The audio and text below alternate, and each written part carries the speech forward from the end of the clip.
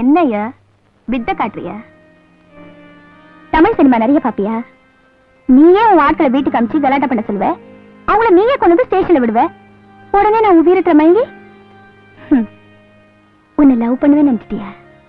உன் crime branch புத்தியை காட்டிட்டியே போடி.